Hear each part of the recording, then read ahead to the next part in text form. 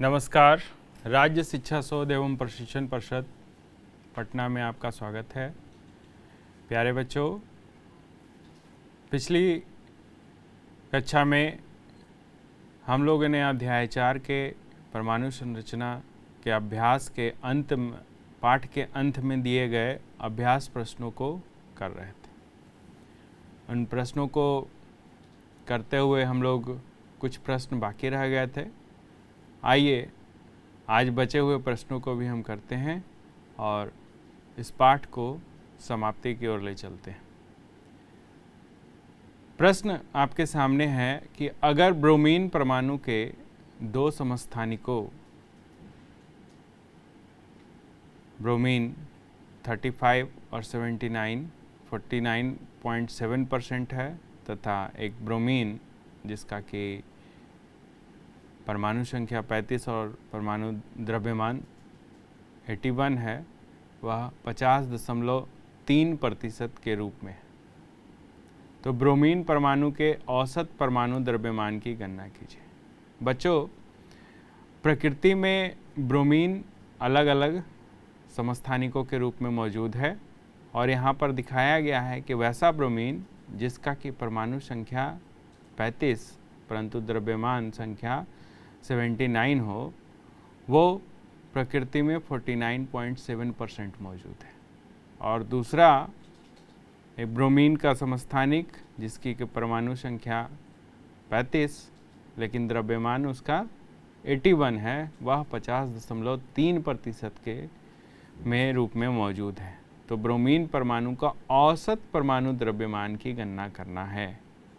क्या औसत परमाणु द्रव्यमान होगा? आइए देखिए कैसे गणना करते हैं इसको। कि ब्रोमीन के परमाणु के दो समस्थानिक मौजूद हैं, एक 49.7% है और दूसरा 50.3% है। अब औसत परमाणु द्रव्यमान गणना करने के लिए हमें उसके देखना पड़ेगा परमाणु द्रव्यमान कितना है। तो पहला का परमाणु द्रव्यमान है 79, तो 79 इंटू मल्टीप्लाई कर देंगे। प्रतिशत कितना प्रतिशत मौजूद है? 49.7 और प्रतिशत को हटा देंगे तो नीचे 100 आ जाएगा। दूसरा प्लस जोड़ेंगे क्योंकि ये दोनों मौजूद है प्रकृति में। दूसरा ब्रोमीन का समस्थानिक जो मौजूद है उसका परमाणु द्रव्यमान कितना है बच्चों? 81 है। तो 81 से उसको मल्टीप्लाई कर देंगे और कितना प्रतिशत मौजूद है? 50.3% मौजूद है। तो 50.3 बटा 100 करेंगे। अब इसी को गणना करना है हमें। तो गणना करने के पश्चात आप देखेंगे कि 39.263 प्लस 40.743 और इसे जब जोड़ते हैं तो 80.006 U आता है। अर्थात ब्रोमीन का औसत परमाणु द्रव्यमान 80.006 यूनिट होगा। यहाँ पर U एटॉमिक मास यूनिट को दर्शाता है। तो इस प्रकार से आप अगर 3 समस्थानिक रहेंगे तो उनका भी उसी तरीके से परमाणु द्रव्यमान गुना कितने प्रतिशत में वो मौजूद हैं, इस तरीके से आप कैलकुलेशन करेंगे और सबको जोड़ देंगे तो आपको औसत परमाणु द्रव्यमान पता चल जाएगा। तो किसी का भी आप औसत परमाणु द्रव्यमान निकाल सकते हैं। आप आगे इसका प्रयास करेंगे। आगे बढ़ते हैं। अगला प्रश्न है, एक तत्व X का परमाणु द्रव्यमान 16.2 U है। तो इसके किसी एक नमूने में समस्थानिक X जिसका कि परमाणु संख्या 8 और द्रव्यमान 16 है और दूसरा वही तत्व X जिसका परमाणु संख्या 8 और द्रव्यमान 18 है का प्रतिशत क्या होगा पता करना है।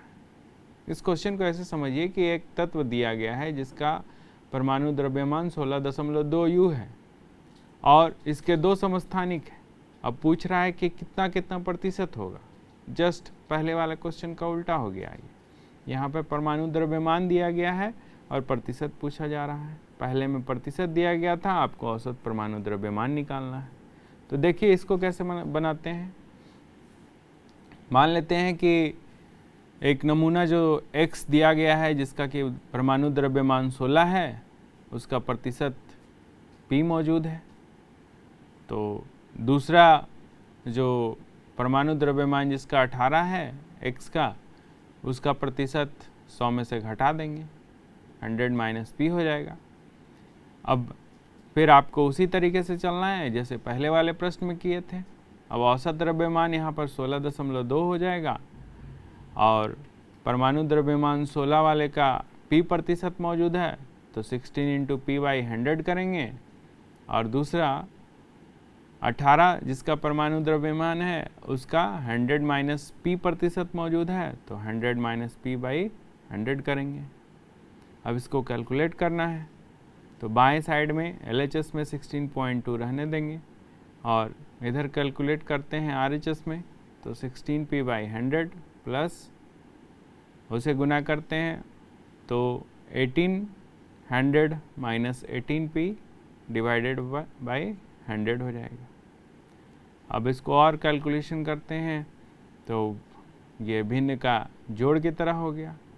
बच्चों आप भिन्न के जोड़ से इसे आसानी से कैलकुलेट कीजिए, तो LCM हो जाएगा 100 और ऊपर में जब देखते हैं तो 1800 माइनस 18P प्लस 16P और ये कैलकुलेट करके आपको आ जाता है 1800 माइनस 2P/100। 100 को LHS के तरफ ले आए तो 1620 हो गया और RHS में हो गया 1800 माइनस 2P। यहाँ से 2P को लेफ़्ट साइड ले आते हैं और 1620 को राइट साइड ले आते हैं।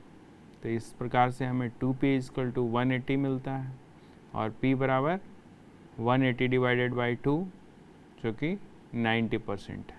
अर्थात जो हमने माना था कि सैंपल नमूना जिसका परमाणु द्रव्यमान 16 है, जिसका प्रतिशत P है, वह 90% मौजूद है और दूसरा का प्रतिशत निकालना है तो पुनः हम 100 में से उसे घटा लेंगे।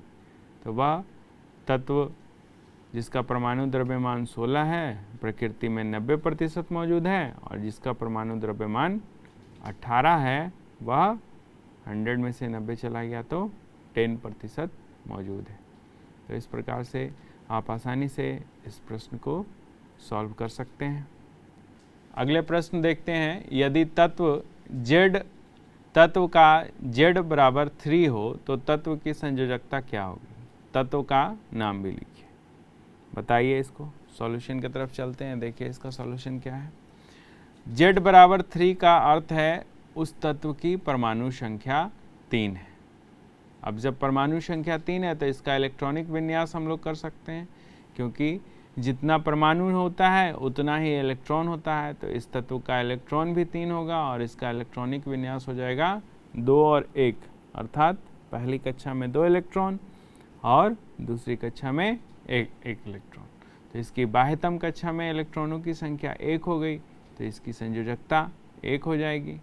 और तत्व Z बराबर 3 अर्थात जिसका परमाणु संख्या 3 है, यह हम देखते हैं तो वह तत्व लिथियम है। तो इस प्रकार से यदि किसी भी तत्व का परमाणु संख्या ज्ञात है तो आप उसकी संयोजकता निकाल सकते हैं और परमाणु संख्या अगर याद हो तो वह तत्व भी आप बता सकते हैं। इसीलिए बच्चों 1 से लेकर 30 तक परमाणु संख्या और उनके तत्व के संकेत को याद करने के लिए मैंने आपको कहा था पिछले कक्षाओं में, इसलिए आप इसे ज़रूर याद रखें, आपको सहायता होगी। आगे बढ़ते हुए हम अगले प्रश्न की तरफ बढ़ते हैं और अगला प्रश्न आपके सामने है। 2 परमाणु स्पीशीज के केंद्रकों का संगठन नीचे दिया गया है।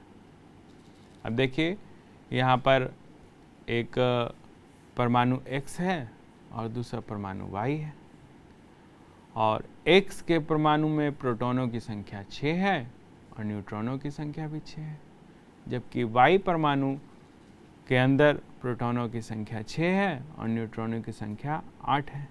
अब पूछा जा रहा है x और y की द्रव्यमान संख्या ज्ञात कीजिए और साथ ही साथ बताइए कि इन दोनों स्पीसीज में क्या संबंध है। अब देखिए बच्चों, द्रव्यमान संख्या, जैसा कि आपको मैंने बताया कि किसी भी परमाणु के नाभिक में जितने प्रोटॉन और जितने न्यूट्रॉन रहते हैं उनकी संख्या को जोड़ देते हैं, वही उनका द्रव्यमान संख्या हो जाता है। तो यहाँ पर आप आसानी से इसको निकाल सकते हैं। देखिए कि आपको प्रोटॉनों की संख्या, न्यूट्रॉनों की संख्या दी गई है, आप उसे जोड़ दीजिए, आपको द्रव्यमान संख्या मिल जाएगा। देखिए कैसे जोड़ते हैं। x की द्रव्यमान संख्या बराबर प्रोटॉनों की कुल संख्या प्लस न्यूट्रॉन की कुल संख्या। अब x में प्रोटॉन भी 6 हैं और न्यूट्रॉन भी 6 हैं, तो 6 + 6 12 हो गए, तो x की द्रव्यमान संख्या 12 हो जाएगी। उसी प्रकार से y की द्रव्यमान संख्या बराबर प्रोटॉनों की कुल संख्या प्लस न्यूट्रॉनों की कुल संख्या। अब y में प्रोटॉनों की कुल संख्या 6 है, परंतु न्यूट्रॉनों की कुल संख्या 8 है, तो 6 + 8 जोड़ देते हैं, 14 हो जाता है। अब यहाँ पर देखते हैं बच्चों कि जो दो परमाणु x और y हैं, उन दोनों में प्रोटॉनों की संख्या समान है। x में भी 6 प्रोटॉन हैं और y में भी 6 प्रोटॉन हैं। और हम ये भी जानते हैं कि जब प्रोटॉनों की संख्या समान है तो उसके इलेक्ट्रॉनों की संख्या भी समान होगी, और प्रोटॉन की संख्या समान है अर्थात उनका परमाणु द्रव्यमान भी, परमाणु संख्या भी समान है।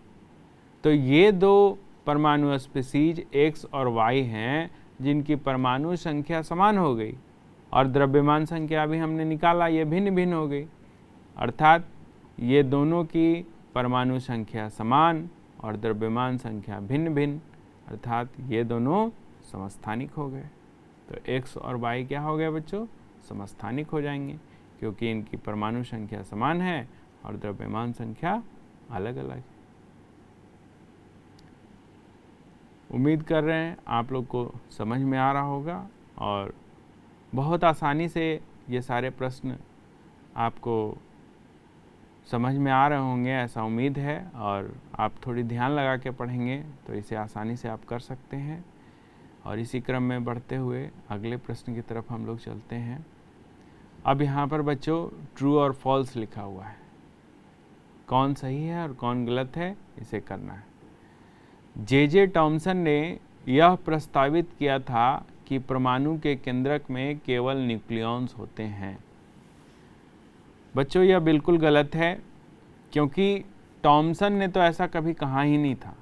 टॉमसन का सिर्फ कहना था कि परमाणु के अंदर, परमाणु में प्रोटॉन और इलेक्ट्रॉन है और प्रोटॉन धनावेशित गोले के समान है और इलेक्ट्रॉन उसमें तरबूजे के बीज जैसे धसे हुए होते हैं, उसी तरह से उस धनावेशित गोले में इलेक्ट्रॉन धसे हुए होते हैं। इसलिए केंद्रक की तो चर्चा टॉमसन के मॉडल में कहीं आई ही नहीं थी। केंद्रक का पता तो तब चला जब रदरफोर्ड ने अल्फा कणों का प्रकीर्णन प्रयोग किया। इसलिए यह बात बिल्कुल गलत है कि जे टॉमसन ने यह प्रस्तावित किया था कि परमाणु के केंद्रक में केवल न्यूक्लियॉन्स होते हैं। यह बिल्कुल गलत है। दूसरा बी में पढ़ते हैं, एक इलेक्ट्रॉन और प्रोटॉन मिलकर न्यूट्रॉन का निर्माण करते हैं, इसलिए यह अनावेशित होता है। यह बात भी बिल्कुल गलत है। यह बात, इलेक्ट्रॉन पर ऋणात्मक आवेश होता है और प्रोटॉन पर धनात्मक आवेश होता है, और ये इलेक्ट्रॉन प्रोटॉन परमाणु के अंदर उपस्थित रहते हैं, इसलिए परमाणु विद्युत उदासीन होता है। लेकिन न्यूट्रॉन बिल्कुल अलग है, यह भी एक छोटा कण है, इलेक्ट्रॉन प्रोटॉन की तरह ही यह छोटा कण है, परंतु यह अनावेशित होता है। और ऐसा कतई नहीं है कि इलेक्ट्रॉन और प्रोटॉन मिलकर न्यूट्रॉन का निर्माण होते हैं। बिल्कुल ये गलत है। इलेक्ट्रॉन भी छोटा कण है, प्रोटॉन भी है और न्यूट्रॉन भी अलग अलग कण है। ये तीनों अलग अलग कण हैं जो परमाणु के अंदर मौजूद रहते हैं। इसलिए यह बात कहना कि इलेक्ट्रॉन और प्रोटॉन मिलकर न्यूट्रॉन का निर्माण करते हैं, यह बिल्कुल गलत है। तीसरा, इलेक्ट्रॉन का द्रव्यमान प्रोटॉन के द्रव्यमान से लगभग 1/2000 गुना होता है। बिल्कुल सही बात है। अभी जब हम लोग इलेक्ट्रॉन, प्रोटॉन, न्यूट्रॉन के गुणों की तुलना कर रहे थे तो देखा हम लोगों ने कि इलेक्ट्रॉन का द्रव्यमान बहुत ही कम है और उसके तुलना में प्रोटॉन भारी है, इसलिए यहाँ पर इलेक्ट्रॉन का द्रव्यमान प्रोटॉन से लगभग 1/2000 गुना होता है। यह बातें सत्य है। आयोडीन के समस्थानिक का इस्तेमाल टिंचर आयोडीन बनाने में होता है।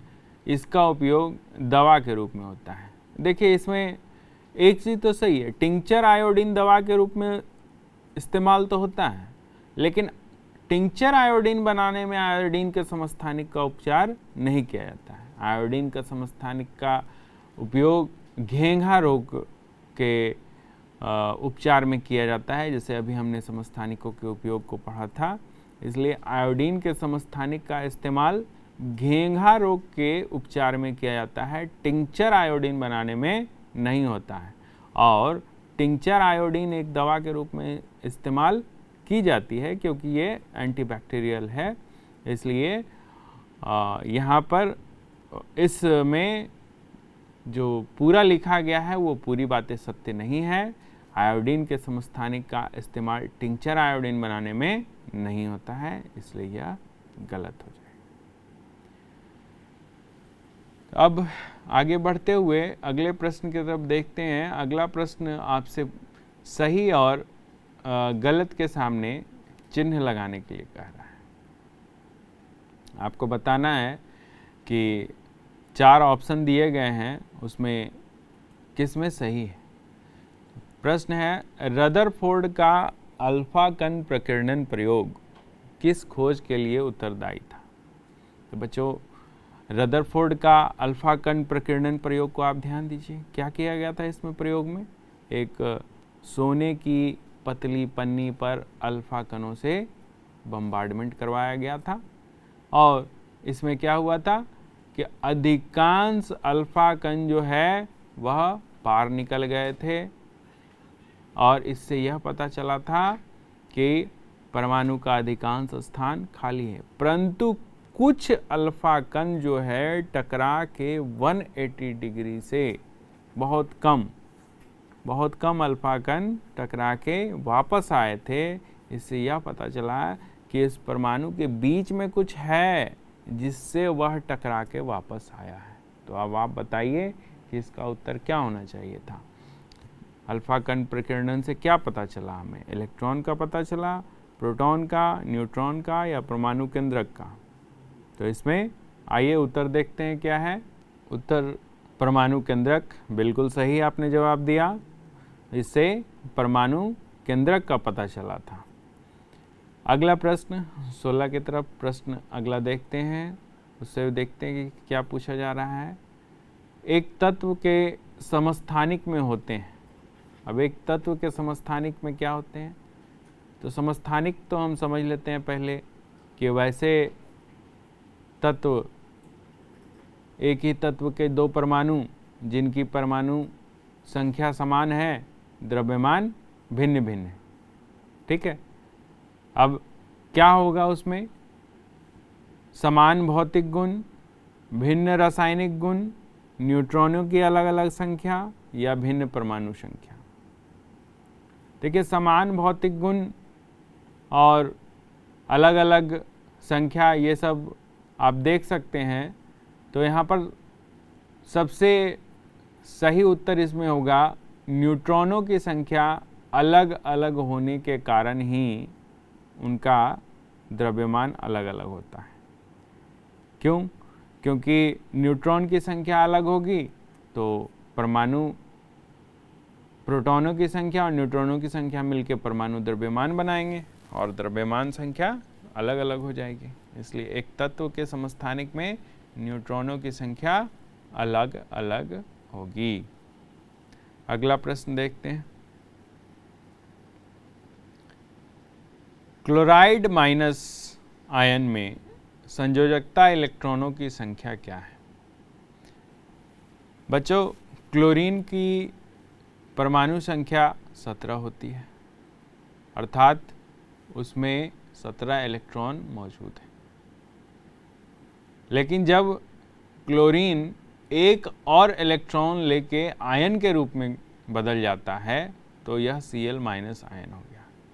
तो अब इसमें कुल इलेक्ट्रॉनों की संख्या हो गई 17 + 1 18।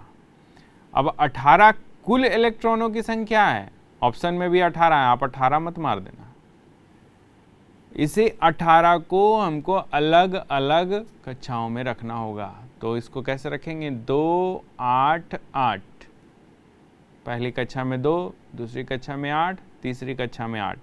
और संयोजकता इलेक्ट्रॉन की संख्या यहाँ पूछी जा रही है, और आप जानते हैं कि संयोजकता इलेक्ट्रॉन उसे कहते हैं जिसमें बाहरी कक्षा में इलेक्ट्रॉनों की संख्या जितनी होती है। तो क्लोराइड माइनस आयन में बाहरी कक्षा में 8 इलेक्ट्रॉन होंगे। अगला प्रश्न है, सोडियम का सही इलेक्ट्रॉनिक विन्यास निम्न में कौन सा है? सबसे पहले आपको सोडियम का परमाणु संख्या पता होना चाहिए। तो सोडियम का परमाणु संख्या है 11। अभी 11 है तो उसको अलग अलग कक्षा में वितरण कीजिए, उसमें 11 इलेक्ट्रॉन भी होंगे। तो पहली कक्षा में 2 इलेक्ट्रॉन, दूसरी कक्षा में 8 इलेक्ट्रॉन, और तीसरी कक्षा में बचे हुए यानी कि 1 इलेक्ट्रॉन। तो इसका सही इलेक्ट्रॉनिक विन्यास हो जाएगा 2 8 1। इसलिए यहाँ पर सही ऑप्शन डी है, 2 8 1। पहली कक्षा में 2, दूसरी कक्षा में 8 और तीसरी कक्षा में 1 इलेक्ट्रॉन। यहाँ चूंकि बाहरी कक्षा में 1 इलेक्ट्रॉन है तो इसका संयोजकता कितना हो जाएगा बच्चों? संयोजकता सोडियम की 1 हो जाएगी। अगला प्रश्न देखिए, इस सारणी को पूरा करना है। इस सारणी को देखिए, इसमें परमाणु संख्या कहीं पर दिया गया है, कहीं न्यूट्रॉनों की संख्या दी गई है, द्रव्यमान संख्या आपको निकालना है, किसी में प्रोटॉन की संख्या निकालना है, किसी में इलेक्ट्रॉन की संख्या निकालना है, और किसी किसी में तो आपको बताना है कि परमाणु स्पीसीज कौन सी है। तो देखिए, परमाणु संख्या 9 है और द्रव्यमान संख्या उसका नहीं पता है, न्यूट्रॉनों की संख्या 10 है, पहला में हम लोग चर्चा कर रहे हैं। तो कैसे निकालें? तो हम जानते हैं कि जितना परमाणु संख्या होता है उतना ही प्रोटॉन की संख्या होता है। तो यहाँ पर प्रोटॉन की संख्या 9 हो जाएगी पहले में, और जब प्रोटॉनों की संख्या 9 हो गई तो इलेक्ट्रॉनों की संख्या भी उतनी ही हो जाएगी, 9 हो जाएगी। तो यहाँ पर 9 हो गया। द्रव्यमान संख्या के लिए हमें क्या करना होगा? हमें प्रोटॉनों की संख्या और न्यूट्रॉनों की संख्या जोड़नी होगी। तो पहला में द्रव्यमान संख्या 19 हो जाएगा, 10 + 9 19। और जब परमाणु संख्या 9 है तो परमाणु स्पीसीज बताइए किसका परमाणु संख्या 9 होता है? तो परमाणु संख्या 9 फ्लोरीन का होता है। उसी प्रकार से दूसरा में देखिए, परमाणु संख्या 16, द्रव्यमान संख्या 32। तो बच्चों, जब परमाणु संख्या दे दिया है तो आपको इलेक्ट्रॉन संख्या और प्रोटॉन संख्या भी आसानी से पता हो गई। और न्यूट्रॉन की संख्या निकालनी है, तो न्यूट्रॉन की संख्या निकालने के लिए हम क्या करेंगे? द्रव्यमान संख्या में से परमाणु संख्या घटा देंगे। तो 32 में से 16 घटाएं तो 16 आ गया, और परमाणु संख्या 16 है तो ये परमाणु स्पीसीज हो जाएगा सल्फर। तीसरा में देखिए, आपको द्रव्यमान संख्या 24 दिया गया है और प्रोटॉनों की संख्या 12 दे दी गई है। जैसे ही आपको प्रोटॉनों की संख्या 12 दी गई, आप इलेक्ट्रॉन की संख्या भी 12 कर दीजिए और परमाणु संख्या भी 12 कर दीजिए। तो 2 आपका भर गया। और न्यूट्रॉनों की संख्या निकालनी है तो द्रव्यमान संख्या में से प्रोटॉनों की संख्या घटा दीजिए, तो आपको न्यूट्रॉनों की संख्या निकल गई।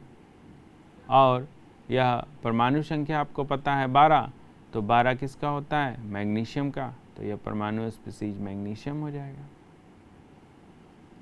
चौथा देखते हैं, इसमें द्रव्यमान संख्या 2 दिया गया है, न्यूट्रॉनों की संख्या नहीं है और प्रोटॉनों की संख्या 1 है। तो जब प्रोटॉनों की संख्या 1 हो गई तो इलेक्ट्रॉनों की संख्या भी 1 और परमाणु की संख्या भी 1। और न्यूट्रॉन की संख्या निकालने के लिए द्रव्यमान संख्या में से किसकी संख्या घटाएंगे? प्रोटॉनों की संख्या। बिल्कुल सही। तो प्रोटॉनों की संख्या घटा लिए 2 - 1, तो न्यूट्रॉनों की संख्या 1 हो गई। और परमाणु संख्या चूँकि 1 है, इसलिए यह स्पीसीज कौन हो जाएगा? हाइड्रोजन हो जाएगा। ये हाइड्रोजन ड्यूटेरियम हो जाएगा। क्यों ड्यूटेरियम? क्यों? हाइड्रोजन तब होता जब इसका द्रव्यमान संख्या 1 होता, क्योंकि हाइड्रोजन जिसको कि प्रोटॉन भी कहते हैं, प्रोटियम जिसको कहते हैं 1 हो गया, उसमें न्यूट्रॉन अनुपस्थित रहते हैं और यहाँ न्यूट्रॉन की संख्या 1 है, तो यह ड्यूटेरियम हो गया। ध्यान देना है इसमें। कभी आपको न्यूट्रॉनों की संख्या देख के पता लगाना है कि यह हाइड्रोजन के समस्थानिक होंगे, ड्यूटेरियम होंगे या ट्रिशियम होंगे। इसको देख के आप पता लगाइएगा। यहाँ पर ड्यूटेरियम होंगे।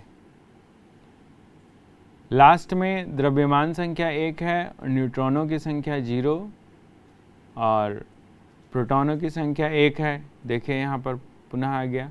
तो अब प्रोटॉनों की संख्या 1 और इलेक्ट्रॉनों की संख्या 0, इलेक्ट्रॉन की संख्या 0 कर दिया गया है। ध्यान दीजिए। या आपको प्रोटॉन की संख्या 1 है तो परमाणु संख्या भी 1 हो गया, तो यह हाइड्रोजन आयन हो जाएगा। जब हाइड्रोजन अपने एक इलेक्ट्रॉन को त्याग कर देता है तो वह H+ में बदल जाता है, जिसको कि हम लोग हाइड्रोजन आयन कहेंगे। तो लास्ट वाला स्पीसीज जो है वह हाइड्रोजन आयन हो जाएगा। तो इस प्रकार से बच्चों हमने इस पाठ के अभ्यास में जितने भी प्रश्न थे उसको हमने एक एक करके देख लिया। अब उम्मीद करते हैं कि आप लोग इन प्रश्नों को सही पूर्वक समझे होंगे और आप बार बार अभ्यास कीजिए। अभ्यास करने से आपको इस पाठ के अंतर्गत जितने भी प्रश्न हैं उन सबको आसानी से समझने में सहायता होगी और आप उसमें अपनी पकड़ बना पाएंगे। ठीक है, तब तक के लिए धन्यवाद।